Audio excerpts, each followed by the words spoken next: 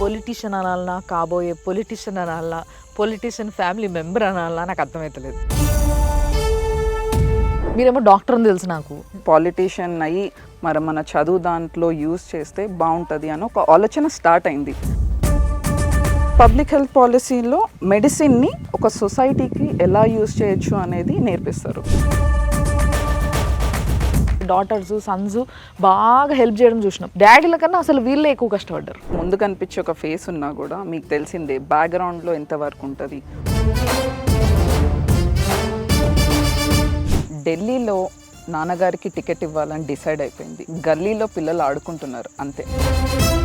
Immature politicians ఏంటంటే అహంకారము. So మీరెందుకు కాంగ్రెస్ ఎంచుకున్నారు? అసలు మీ ఉద్దేశం ఏంది కాంగ్రెస్ పైన? నేను నమ్ముకున్న ఐడియాలజీకి, సిద్ధాంతానికి కాంగ్రెస్ పార్టీ వెనుకబడుతుంది. హెల్ప్ చేసి మనలాంటి పిల్లర్స్ దీనికోసం వర్క్ చేయాలని ఆ ఇయర్ కోసం వచ్చాను.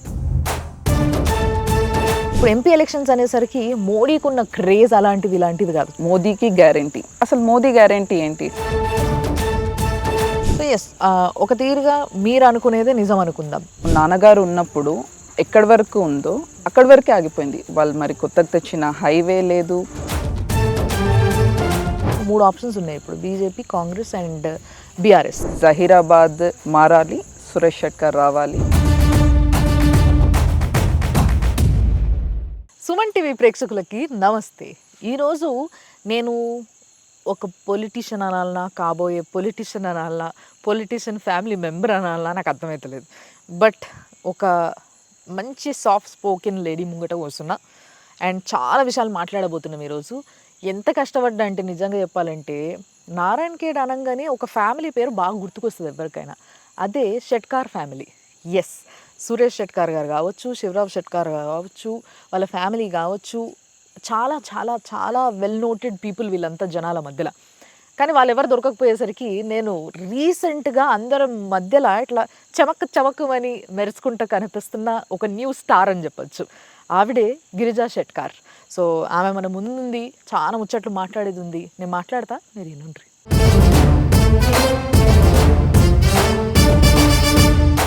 కొన్ని విషయాలు, చాలా ఇంట్రెస్టింగ్ విషయాలు నాకు తెలిసినాయి మేడం. లైక్ మీ ఫ్యామిలీ ఎప్పటి నుంచో కాంగ్రెస్లో ఉంది, ఈ విషయం అందరికీ తెలిసింది. బట్ ఇందిరాగాంధీ గారు మీ తాతయ్యకి చాలా క్లోజ్ అని, ఆవిడ ఎప్పుడైతే మెదక్ నుంచి పోటీ చేసిందో అప్పుడు మీ ఇంటికి వచ్చేదని, అక్కడ ఉండడానికి క్యాంపెయినింగ్ అప్పుడు అలాంటప్పుడు. అవునండి, బాగారెడ్డి గారు మా తాతయ్య శివరావ్ షెట్కర్ గారు చాలా క్లోజ్ ఫ్రెండ్స్. తను కంటెస్ట్ చేసినప్పుడు మా ఇంటికి వచ్చారు. ఇంకొచ్చినప్పుడు ఆబ్వియస్లీ మా తాతయ్య కూడా అప్పుడు ఎమ్మెల్యే కదా, ఆ మెదక్లో ఒక కాన్స్టిట్యువెన్సీ అన్నమాట, నారాయణ ఖేడ్. సో యాక్చువల్గా మీరు చిన్న ఉన్నప్పటి నుంచి ఇలాంటివన్నీ మీ ఇంట్లో ఇలాంటి కార్యక్రమాలు జరుగుతూ చూస్తున్నారు కదా. చూస్తుంటే మీకు ఏమనిపిస్తుండే? అంటే పొలిటీషియన్ అవ్వాలని ఉంటుండేనా? మీరేమో డాక్టర్ అని తెలుసు నాకు. అంటే డాక్టర్ అవ్వాలని చదివినరా, లేకపోతే పొలిటీషియన్ అవుదాం అనుకుంటారా? ఏంది అసలు నేను చిన్నప్పటి నుంచి పాలిటీషియన్ అంటే ఒక ప్రొఫెషన్ అదో అనేది అసలు తెలియదు. మామూలుగా మనం రోజు ఏం చూస్తాము, ప్రజలు రావడము, కాన్వర్జేషన్స్, డిన్నర్లో కూర్చున్నా కూడా రాజకీయాల గురించి మాట్లాడుకోవడం, అంతేగాని పాలిటీషియన్ అవ్వాలని ఎప్పుడూ అనుకోలేదు. కానీ మెడిసిన్ అయ్యాక ఇంకెలా చేస్తే బాగుంటుంది, ఒక డాక్టర్గా సేవ చేయడం కన్నా పాలిటీషియన్ అయ్యి మరి మన చదువు దాంట్లో యూజ్ చేస్తే బాగుంటుంది అని ఒక ఆలోచన స్టార్ట్ అయింది. అలా వెళ్తూ 10 సంవత్సరాల తర్వాత ఆ ప్యాషన్ అనేది ఇంకా పెరుగుతుంది. అండ్ మీరు యూఎస్లో ఉండేట కదా? అవునండి, నేను మెడిసిన్ తర్వాత పీడియాట్రిక్స్ చేశాను, పీజీ, అంటే పిల్లల డాక్టర్, చిన్నపిల్లల డాక్టర్. అది చదివినప్పుడు నాకు ఏమనిపించిందంటే ఇలా స్పెషలైజ్డ్ చదివినా కూడా మరి అది కొందరికే ఉపయోగపడుతుంది అని చెప్పి. సో యూఎస్కి వెళ్ళాను, పబ్లిక్ హెల్త్ పాలసీ అని. సో ఈ పబ్లిక్ హెల్త్ పాలసీలో మెడిసిన్ని ఒక సొసైటీకి ఎలా యూజ్ చేయొచ్చు అనేది నేర్పిస్తారు. ఫ్యామిలీలో రక్తంలో వచ్చేసింది కాబట్టి సర్వీస్ అనేది ఆటోమేటిక్గా వస్తుంది. సో అది ఏ రూపంలో అనేది కొంచెం మనకంటూ లోకజ్ఞానం పెరిగిన తర్వాత మెల్లమెల్లగా మనము ఒక దారిలో పెట్టుకుంటాం. సో మీరు ఈ దారిలో మిమ్మల్ని పెట్టుకున్నారు ఇప్పుడు.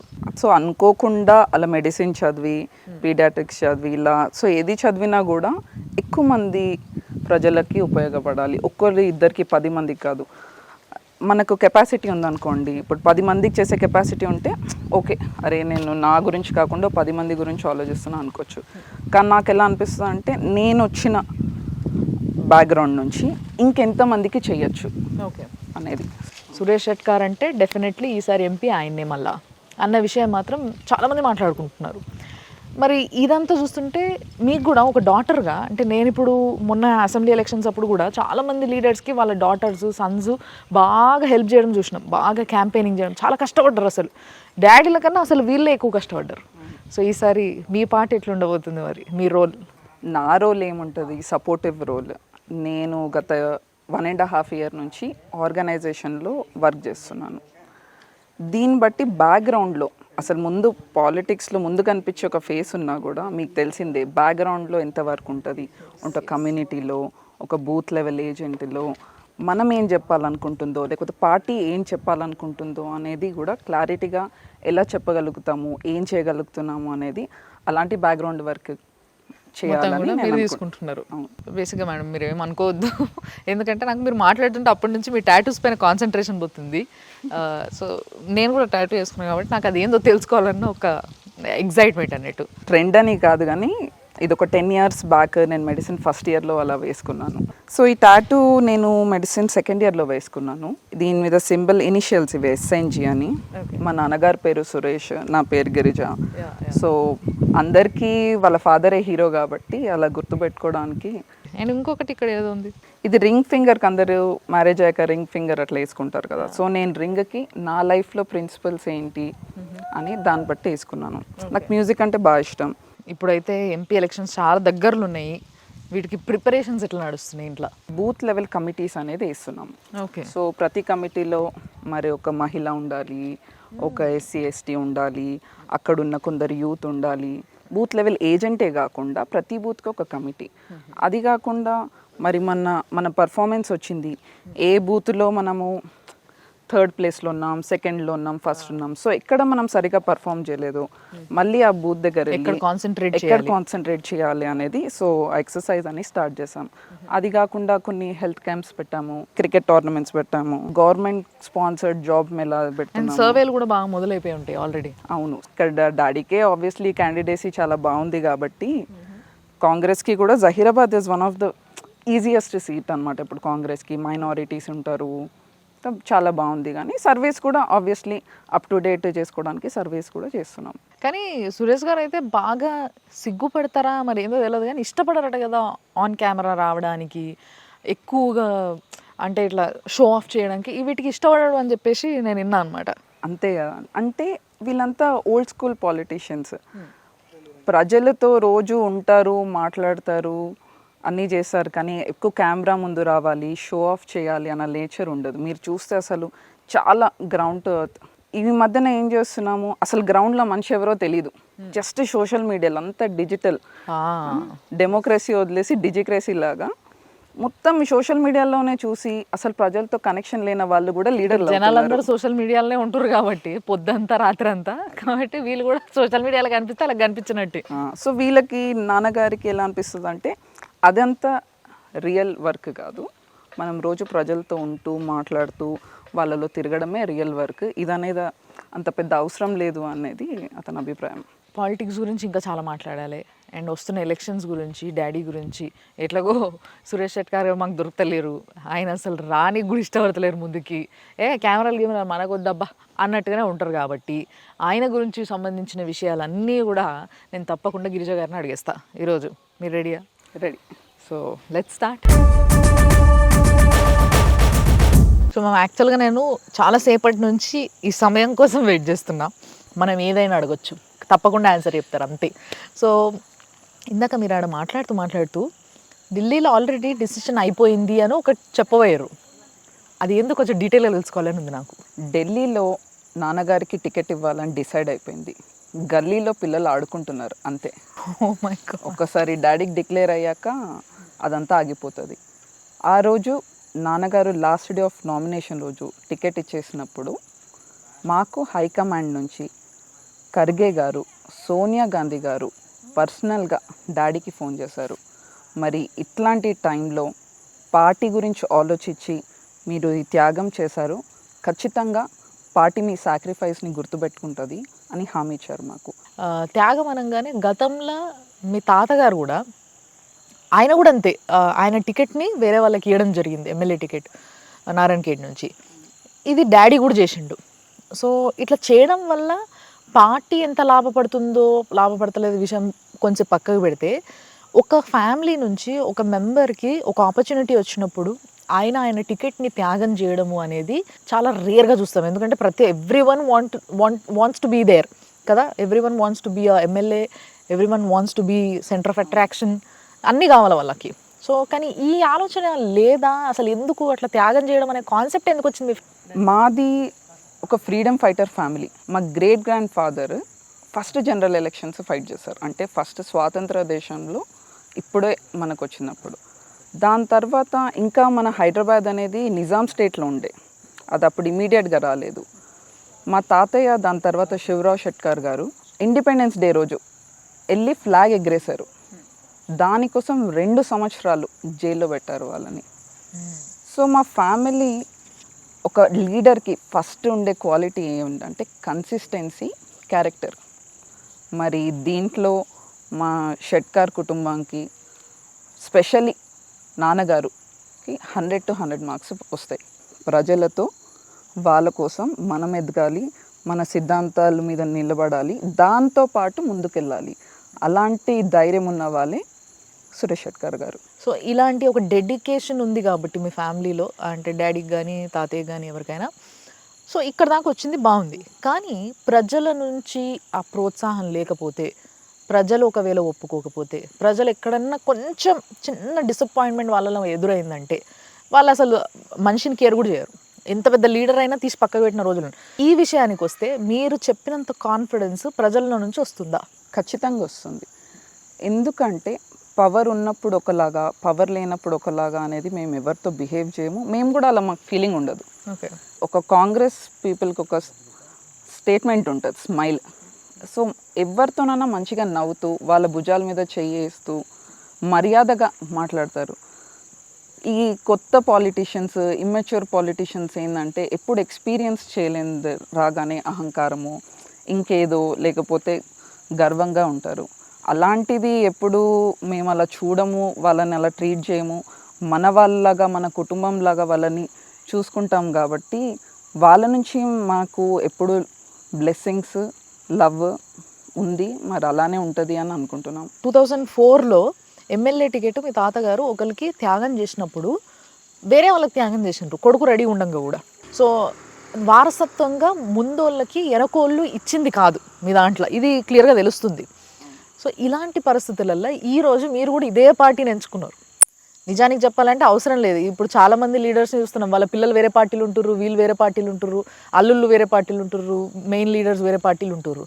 సో మీరెందుకు కాంగ్రెస్ ఎంచుకున్నారు? అసలు మీ ఉద్దేశం ఏంది కాంగ్రెస్ పైన?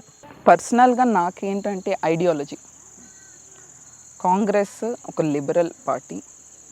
ఏ రిలీజియన్ అయినా, ఏ జెండర్నైనా ఈక్వాలిటీతో చూడాలి అని అనుకుంటుంది. ఫస్ట్ ఇండిపెండెన్స్ వచ్చిన తర్వాత ఇప్పుడు వరకు ప్రతి పునాది అనేది, డెవలప్మెంట్ అనేది ఏం చేసింది అని అంటారు కాంగ్రెస్. ప్రతిదీ ఇప్పుడు వరకు రోడ్ అనే కాదు, మన ఐఐటీస్ కావచ్చు, ఇన్స్టిట్యూట్ ఏం లేకుండే ఈ దేశంలో.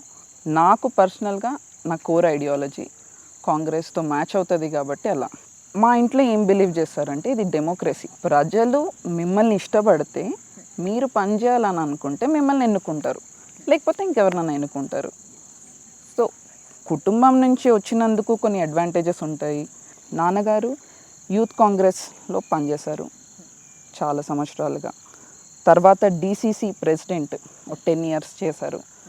మరి ఒక రాజకీయ కుటుంబం నుంచి వచ్చిన తర్వాత కూడా ఆర్గనైజేషన్లో ఒక 10 సంవత్సరాలు పనిచేసే వాళ్ళు ఎవరున్నారు చెప్పండి? ఈరోజు ఫ్లైట్ ఎక్కి వస్తారు, టికెట్ కావాలంటారు.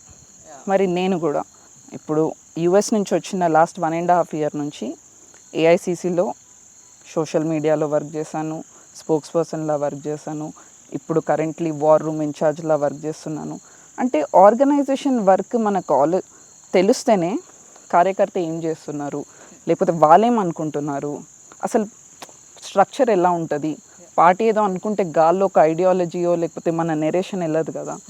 సో కష్టపడాలి, ప్రజలు ఎన్నుకుంటేనే రావాలి అనే అనుకుంటూ మేము కూడా కష్టపడుతున్నాం. ఫిర్బీ నేను మిమ్మల్ని ఈ ప్రశ్న అడుగుతున్నా, మీరు ఒక డాక్టర్ అయి ఉండి అంటే ఒక డాక్టర్గా సమాజానికి కూడా చాలా చేయొచ్చు. దానికి కొంచెం చిన్న బ్రేక్ ఇచ్చో, కామా పెట్టో, మీరు ఇక్కడికి వచ్చి ఈ సర్వీస్ చేయాలి. అరే ఎందుకు భయ్, ఆరామ్సే మంచిగా మన పని మనం చేసుకున్నామా, మన సంపాదన సంపాదించుకునే స్కోప్ మీకు అక్కడ చాలా ఉంది. అయినప్పటికీ ఈడికి వచ్చిండ్రు, ఇక్కడ ఏదో చెయ్యాలనుకుంటున్నారు అని అంటే పేరు సంపాదించుకోనికా, లేకపోతే ఇంకేదైనా సంపాదించాలన్న ఉద్దేశం మీకుందా? అసలు నేను చదివిన చదువుకి ఒక యుఎస్లో టాప్ 5 కాలేజెస్లో అది అంటే నాకు యూనిసెఫ్ నుంచి కూడా మంచి ఆఫర్ వచ్చింది. అది వదులుకొని ప్రత్యేకంగా ఈ ఇయర్ ఎందుకు వచ్చానంటే ఇది ఎలక్షన్ ఇయర్. అంటే ఎలక్షన్కో 2 years ఆ టైం. మరి ఈ దేశంలో నేను చూస్తున్నాను చాలా థింగ్స్ ఫార్వర్డ్ వెళ్ళకుండా బ్యాక్వర్డ్ వెళ్తుంది. మరి మా తాతగారు మా నాన్న దీనికోసం ఇంత కష్టపడి స్వాతంత్రం నుంచి మనకంతా ఇది ఇచ్చారు. ఇదే అడ్వాంటేజ్ని వేరే వాళ్ళు ఇంకా ముందుకెళ్ళాలి కానీ వెనకాలకి వెళ్ళొద్దని నా ఫీలింగ్. సో దానివల్ల నేను నమ్ముకున్న ఐడియాలజీకి సిద్ధాంతానికి కాంగ్రెస్ పార్టీ వెనుకబడుతుంది. దీనికి హెల్ప్ చేసి మనలాంటి పిల్లర్స్ దీనికోసం వర్క్ చేయాలని ఆ ఇయర్ కోసం వచ్చాను. మా ఊరు అంటే నాకు ఒక ఫ్యామిలీ, అందరికీ కుటుంబం అంటే ఒక 4 మంది అలా ఉండొచ్చు, కానీ నాకు అలా ఉండదు. నారాయణఖేడ్ మొత్తం అదొకటి నా కుటుంబం అని నా ఫీలింగ్. ఇప్పుడు కాన్సన్ట్రేషన్ మన ఫ్యామిలీ ఎక్స్టెండ్ అవుతుంది జహీరాబాద్కి కాబట్టి ఇప్పుడు 7 కాన్స్టిట్యున్సీల మీద ఫోకస్ ఉంది. నాన్నగారిని గెలిపించుకున్న తర్వాత మళ్ళీ మా ఊరికి వెళ్ళి నాకు నచ్చిన పని ప్రజల కోసం అక్కడ ఏం అవసరం ఉందో అనేది చేయాలన్న ఆలోచన ఉంది. మీరు చెప్తున్న దానికి ఓకే, కానీ బట్ రాజకీయాల పరంగా ఆలోచిస్తే కర్ణాటక నుంచి ఒక కాంగ్రెస్ వే వచ్చింది, తెలంగాణలో గెలిచింది అన్న టాపిక్ మనం చాలా జనాల నుంచి ఇన్నం అయిపోయింది. ఇప్పుడు ఎంపీ ఎలక్షన్స్ అనేసరికి మోడీకి ఉన్న క్రేజ్ అలాంటిది ఇలాంటిది కాదు, చూస్తున్నాం మనం. సో గుడ్డిగా పోయి మోడీ ఫేస్ చూసి ఓట్లు గుద్దేటోళ్ళే చాలామంది ఉన్నారు అని చెప్పేసి కూడా మనం వింటున్నాం. ఇలాంటి టైంలో ఇంత క్రేజ్ ఉన్న మూమెంట్లో కాంగ్రెస్ పార్ట్ ఎక్కడ ఉంటుంది అంటారు? కాంగ్రెస్ ఏ విధంగా గెలుస్తుందన్న నమ్మకం మీలో ఉంది? అసలు కాంగ్రెసే లేదు అన్నారు మన స్టేట్ ఎలక్షన్స్ టైంలో. కర్ణాటకలో ఏదో ఫ్లూక్లో వచ్చింది, దానికి ఏం సంబంధం ఉండదు అన్నారు. ఎక్స్పెక్టేషన్స్ కాకుండా ఇక్కడ కూడా మన ప్రభుత్వం వచ్చింది. సౌత్లో బీజేపీ వేవ్, మోడీ వేవ్ అనేది లేదు. మనం చూస్తూ ఉంటే అది హిందుత్వ నార్త్ ఐడియాలజీ అనేది మనకు కూడా ఉంటుంది, కానీ ఆ మోడీ వేవ్ అనేది లేదు. మనం చూస్తున్నాము వాళ్ళ స్లోగన్ ఈసారి ఏంటి, మోదీకి గ్యారంటీ. అసలు మోదీ గ్యారంటీ ఏంటి? 10 years బ్యాక్ ఏ మాటలు చెప్పి ఏం గ్యారంటీ ఇచ్చి వచ్చారు? 15 lakhs ప్రతి బ్యాంక్ అకౌంట్లో ఉంటుందని అన్నారు. మీ అందరి దగ్గర ఉన్న బ్లాక్ మనీ, నల్లధనం అంతా మేము ఇండియాకి తీసుకొస్తామన్నారు. అరే ఫ్యూయల్ ప్రైస్ ఎందుకు ఇంత ఎక్కువ ఉంది? అసలు గ్యాస్ ప్రైస్ ఎందుకు ఇట్లా ఎక్కువైంది? ఢిల్లీలో గవర్నమెంట్ ఒక ఫెయిల్యూర్ అని అన్నారు మోదీ. మరి ఈరోజు అదే ప్రాబ్లమ్ ఎక్కువ అయింది కానీ తక్కువ అవ్వలేదు కదా. సో మోదీ వేవ్ అనేది తెలంగాణలో మాత్రం అస్సలు లేదు. తెలంగాణలో ఓన్లీ కాంగ్రెస్. సో ఎస్, ఒక తీరుగా మీరు అనుకునేదే నిజం అనుకుందాం. బట్ సెంట్రల్ ఎలక్షన్స్ వచ్చేసరికి కాంగ్రెస్ పక్కకు పోయి చాలా రోజులు అవుతుంది, చాలా సంవత్సరాలు అయిపోతుంది. ఇలాంటి టైంలో ఇప్పుడు జహీరాబాద్లో ఉన్న కండిషన్లో ఆలోచిస్తే మొన్నటి వరకు బీఆర్ఎస్కి కూడా ఉన్న క్రేజ్కి ఇప్పుడు మళ్ళా కొంచెం జనాలకి అటు ఇటు వైపుగా ఆలోచిస్తే 3 ఆప్షన్స్ ఉన్నాయి ఇప్పుడు: BJP, Congress and BRS. So ముఖ్యంగా జైరాబాద్లో బీఆర్ఎస్కి కాంగ్రెస్కి పోటీ ఉంటుందంటారా, ఆర్ కాంగ్రెస్కి బీజేపీకి పోటీ ఉంటుందంటారా, లేకపోతే అసలు కాంగ్రెస్ వీళ్ళిద్దరికి పోటీ కాదంటారా? అఫ్కోర్స్ మీరు ఆ మాట అన్నారు, బట్ నేను అడుగుతున్నాను. జహీరాబాద్లో ఏం చెప్పాలంటే కాంగ్రెస్కి చాలా ఎడ్జ్ ఉంది. అంటే బీఆర్ఎస్ కూడా దూరం ఉంది, బీజేపీ కూడా చాలా దూరం ఉంది. బీఆర్ఎస్ విషయంకి వస్తే 10 సంవత్సరాల నుంచి బీఆర్ఎస్ ప్రభుత్వమే ఉంది అక్కడ. వాళ్ళు చేసిన అభివృద్ధి ఇప్పుడు నాన్నగారు ఉన్నప్పుడు ఎక్కడి వరకు ఉందో అక్కడి వరకే ఆగిపోయింది. వాళ్ళు మరి కొత్తగా తెచ్చిన హైవే లేదు. నిమ్స్ అని మన ప్రభుత్వంలో వచ్చినప్పుడు వైఎస్ఆర్ దాన్ని జహీరాబాద్ని నిమ్స్ జోన్ చేశారు, అంటే national investment and manufacturing zone. దానికి పేరు పెట్టారు కానీ ఏం ఇన్వెస్ట్మెంట్స్ తీసుకురాలేదు. సో ప్రజలకి కూడా విరక్తి వచ్చింది బీఆర్ఎస్కి ఓట్ వేయద్దు అని. లాస్ట్ టైం కూడా ఒక 6,000 ఓట్లతోనే ఓడిపోయారు కాంగ్రెస్ క్యాండిడేట్. సో ఖచ్చితంగా ఈసారి ఎడ్జ్ మాత్రం కాంగ్రెస్కి ఉంది. మరి బీజేపీ మనం చూసుకుంటే మరి ఈ 7 కాన్స్టిట్యుయెన్సీలో ఒకటే ఎమ్మెల్యే ఉన్నారు. అసలు ఓట్ బేస్ అనేది లేదు, ఒక 7% అలా ఉంటుంది. సో కాంగ్రెస్ చాలా ముందంచున ఉంది. సో యాక్చువల్గా మీ కాన్ఫిడెన్స్ బాగుంది నిజంగా చెప్పాలంటే. అండ్ ఇంకొకటి ఏంటి అంటే ఎదురుంగోల మైనస్ పాయింట్స్ ఏవో మీరు బాగా అబ్జర్వ్ చేసి ఏళ్ళపైన పెట్టుకున్నారన్న విషయం అర్థమైపోతుంది. బట్ ఇప్పుడు ఈ వర్షన్లో కూడా అడుగుతాను నేను, కాంగ్రెస్కు ఉన్న చలో 5 తీసుకుందాం, కాంగ్రెస్కు ఉన్న 5 ప్లస్ పాయింట్లు ఏంది కాంగ్రెస్ గెలవడానికి? కాంగ్రెస్కి చాలా ప్లస్ పాయింట్స్ ఉన్నాయి. ముఖ్యంగా ఫస్ట్ యూత్కి. మరి మనం చూసాము 10 ఇయర్స్లో ఎన్నిసార్లు పేపర్ లీక్ అయింది, ఎన్ని ఉద్యోగాలు వచ్చాయి అనేది అందరికీ తెలిసిందే. మరి మనము జాబ్ క్యాలెండర్ పెట్టి 1 ఇయర్లో ఎన్ని జాబ్స్ ఇస్తాం అనేది దానికి ఒక టార్గెట్ పెట్టుకున్నాం. సో నంబర్ 1 యూత్ ఖచ్చితంగా దానికోసం ఎదురు చూస్తుంది కాబట్టి అది. ఇంకా మహిళల కోసం ప్రత్యేకంగా ఉమెన్ ఎంపవర్మెంట్ అంటే కాంగ్రెస్కి చాలా ఇష్టం. మనము బస్సు ఫ్రీగా చేసాము. ఫ్రీగా బస్సు అంటే వాళ్ళు అనుకుంటారు ఇదే కదా అని, కానీ ఒక ఉమెన్ మనీ సేవ్ చేసుకుంటే తన కోసం కాకుండా నలుగురు గురించి ఆలోచిస్తుంది, కుటుంబంలో ఇంకెక్కువ ఏదైనా తినడానికి తీసుకొస్తుంది. ఇంకా మనం గృహలక్ష్మి చూస్తున్నాము, మరి అది దాని రిజిస్ట్రేషన్ అవుతుంది అంటే ఉమెన్ ఎంపవర్ చేస్తే తను ఇంకా ఎక్స్టెండెడ్ ఫ్యామిలీ కుటుంబం గురించి ఆలోచిస్తూ కరెక్ట్ డెసిషన్ తీసుకుంటుందని అది కూడా స్టార్ట్ చేస్తున్నాము. రేవంత్ రెడ్డి గారు చెప్పారు 2 లక్షల రుణమాఫీ ఒకటేసారి చేస్తామని చెప్పి. మనం చూసాం బీఆర్ఎస్ ప్రభుత్వంలో ఆ 1 లక్ష రుణమాఫీ కూడా సగం సగం కట్టి వాళ్ళకి అసలు కట్టారా లేదా మళ్ళీ వడ్డీ అంతే ఉంది అనేది. ఆ ఇబ్బంది తెలుసుకొని ఫస్ట్ 2 లక్షల రుణమాఫీ వీలైనంత తొందరగా చేయాలని అదొకటి ఉంది మాకు. ఇంకా యూత్ కోసము మనం చూస్తున్నాము స్కాలర్షిప్స్. వాళ్ళు ఇక్కడ అండర్ గ్రాడ్లో ఉన్న, యుఎస్లో వెళ్ళి చదువుకోవాలన్నా, లేకపోతే ఫీ రీఇంబర్స్మెంట్ అన్నా ఖచ్చితంగా యూత్కి సపోర్ట్ ఇవ్వాలన్నది ఉంది. ఇంకా ఆరోగ్యశ్రీ గురించి అయితే అందరికీ తెలిసిందే. మరి మధ్యలో అందరు దాని గురించి మర్చిపోయి కార్డు ఉంది కానీ దాంట్లో సగం ఫెసిలిటీస్ లేవు. మరి కాంగ్రెస్ ప్రభుత్వం వచ్చిన తర్వాత ఆరోగ్యశ్రీని ఇంకా మరింతగా బలంగా పెట్టి ఒక 15 lakhs వరకు కూడా వాళ్ళకి హెల్త్ ఇన్సూరెన్స్ ఉంది. సో కాంగ్రెస్ని ఎన్నుకోవడానికి చాలా రీజన్స్ ఉన్నాయి. సో యాక్చువల్గా మీరు చెప్పిన ఈ 5 పాయింట్స్లో నాకు చాలా ప్రశ్నలు ఉన్నాయి. బట్ మేజర్గా తెలంగాణలో చాలామంది మాట్లాడుతున్నది ఒక చిన్న ఇష్యూ కాదు, పెద్ద ఇష్యూ ఇది. ఈ ఇష్యూ గురించి అడగాలని ఉంది. ఎప్పుడైతే కాంగ్రెస్ గవర్నమెంట్ వచ్చిందో అప్పటి నుంచి వెళ్ళి కరెంట్ బాగా పోతుందబ్బా అంటే సాయంత్రం పూట కరెంట్ తీసుకురు. అసలే వచ్చేది ఎండాకాలం. ఈ ఎండాకాలంలో మిట్ట మధ్యాహ్నం తీసినా కూడా చాలా కష్టం, వెళ్తురు అయితే ఉంటుందేమో కానీ గాలి ఉండదు. సో ఇది ప్రాబ్లం అయిపోతుంది. ఈ విషయంలో మరి ఎట్లా అని ఒక కంప్లైంట్ కాంగ్రెస్ పైన బాగా అనిపిస్తుంది ప్రజలల్లో. దీనికి ఏం ఆన్సర్ ఇస్తారు మరి మీరు? అంత పెద్ద ప్రాబ్లం ఏముండదు. ఇప్పుడే కదా గవర్నమెంట్ ఏర్పడింది. మరి ఆ ఫైనాన్సెస్ పాత గవర్నమెంట్ చేసిన ఫైనాన్సెస్ అని చూస్తున్నాము. నాగార్జున సాగర్ డ్యామ్ కట్టింది కాంగ్రెస్ ప్రభుత్వం, శ్రీశైలం కట్టింది కాంగ్రెస్ ప్రభుత్వం. మనం చూసాము బీఆర్ఎస్ కాళేశ్వరం అని చెప్పింది, మరి అది ఎలా ఉందో దాన్ని చూస్తున్నాము. మేడిగడ్డ చూస్తున్నాము, ఎన్ని బ్రిడ్జెస్కి క్రాక్స్ వచ్చాయో అనేది. కాంగ్రెస్ ప్రభుత్వం ఏదైనా ప్రామిస్ చేసి హామీ ఇస్తే ఇది తరతరాలుగా ఉండేలాగా ఫౌండేషన్స్ వేస్తుంది. సో ఆ గవర్నమెంట్ నుంచి ఆ తప్పుల నుంచి ఇప్పుడు రిపీట్ చేయకుండా ఫండమెంటల్స్ వేసేంత వరకు మనకు కొద్దిగా అలాంటి ప్రాబ్లమ్స్ అవుతాయి, కానీ పర్మనెంట్ సొల్యూషన్స్ కోసం చూస్తున్నాం. బట్ నిజంగా చెప్పాలంటే మీరు మాట్లాడుతుంటే నేను యాక్చువల్గా మీరు తండ్రి కోసం పోరాడుతున్న బిడ్డగా రాజకీయాలలో ఉన్నారు. బట్ ఫిర్బీ నాకు ఆ ఫీలింగ్ లేదు. నేను సార్ దొరుకుతలేరని మిమ్మల్ని పట్టుకొని కూర్చోబెడితే మీరే ఒక పొలిటీషియన్ లాగా అనిపిస్తున్నారు నాకు. Okay, what ever. బట్ ఏదేమైనా కానీ మళ్ళొకసారి మనం మొదలుపెట్టింది జైరాబాద్ గురించి మాట్లాడుకుంటాం కాబట్టి దాని గురించే ఫైనల్గా ఒక ప్రశ్న నా లోపల ఉంది. ఏంది అని అంటే, మీరు చెప్తున్న దాని ప్రకారం ఆలోచిస్తే జైరాబాద్ టికెట్ కంపల్సరీ సురేష్ షెట్కార్ గారికే వస్తుంది కంపల్సరీ. దీంట్లో అసలు డెసిషన్ అయిపోయింది, అసలు మాటలు లేవు, దానిపైన మాట్లాడుకోవాలి లేవు అన్నట్టుగా చెప్పేశారు మీరు.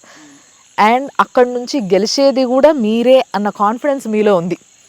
సో దీంట్లో ఎటువంటి డౌట్స్ ఏం పెట్టుకోవద్దంటారా? ఫైనలీ 100% నాన్నగారు సురేష్ షెట్కార్ గారికే టికెట్ కన్ఫర్మ్ అయింది. మాకు పార్టీలోనే కాదు, పార్టీ బయట కూడా కాంపిటీషన్ లేదు. ఖచ్చితంగా జహీరాబాద్ నుంచి సురేష్ షెట్కార్ గారే గెలుస్తారు. పోటీ చేస్తున్నారు. మరి జహీరాబాద్ మారాలి, సురేష్ షెట్కర్ రావాలి అని ఆశిస్తున్నాను. బిడ్డ ఇంత మంచి కార్యకర్తరాలు అయ్యి, అంటే బిడ్డనే ఇంతగానం తండ్రి కోసం పోరాడడానికి రెడీగా ఉంటే ఇక ప్రజలు వాళ్ళ చేతులు ఉంటుంది, వాళ్ళకి ఏమనిపిస్తే అది చేస్తారు. So all the best. నిజంగా మీకు, ముఖ్యంగా మీకే పెద్ద ఆల్ ది బెస్ట్ సార్ కన్నా కూడా. అంటే మీలాంటి కార్యకర్తలు ఒక లీడర్కి చాలా చాలా అవసరం, ఇంపార్టెంట్. సో మీరు ఒక బెస్ట్ కార్యకర్త అనిపించుకుంటున్నారు డాడీకి, అండ్ బెస్ట్ బిడ్డ కూడా అనిపించుకుంటున్నారు.